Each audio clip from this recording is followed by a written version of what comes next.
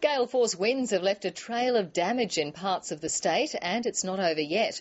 The Blue Mountains was one of the worst hit areas. Winds there gusted up to 140 kilometres an hour. Thousands of homes are still without power, and some rail services are out until Friday. Now the Weather Bureau is warning of a second cold front bearing down on New South Wales. ABC reporter Philippa McDonald joins us now from Observatory Hill. Philippa, what's the situation tonight with this wild weather? Juanita, 11,000 homes are without power tonight in these chilly conditions, and 10,000 households may not have electricity for another 2 days. The State Emergency Services has received 1,200 calls for help, and there are warnings, as you say, that further wild weather is on the way. There's a front moving in from the south, and that could whip up the wind in the Blue Mountains, the Southern Highlands, the Illawarra and the Hunter. And Sydney too is expected to feel the brunt of this wild weather, which could cause even greater destruction. Rail passengers could never have imagined this.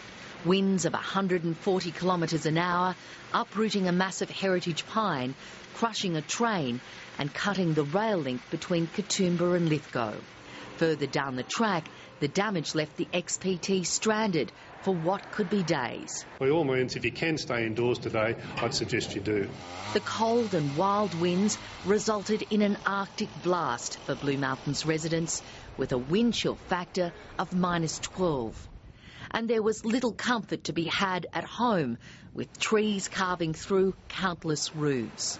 Then we heard a super big bang and looked out, and the whole rest of this one had come down and landed on the neighbour's house here. Power and water has been cut to thousands of homes and businesses, and more bad weather means there's no quick fix in sight. Regrettably, it means families are suffering. It means that families are in for another night of strong winds, cold weather, some, if not many of them, without electricity and all the dangers that involves.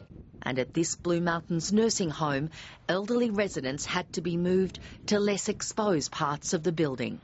Winds in the Southern Highlands reach gusts of more than 100 kilometres an hour, with power lines and trees coming down on a bus, a car and homes. Hilltop resident Jessica Wright is just glad it wasn't a bigger tree which hit her house. I was in my room right there, where the tree is. I just heard a cracking noise.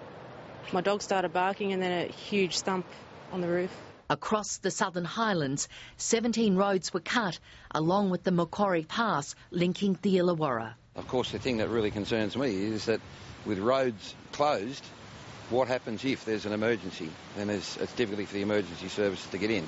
Tonight, the clean-up continues, along with efforts to restore power to thousands of homes. And it's not over yet.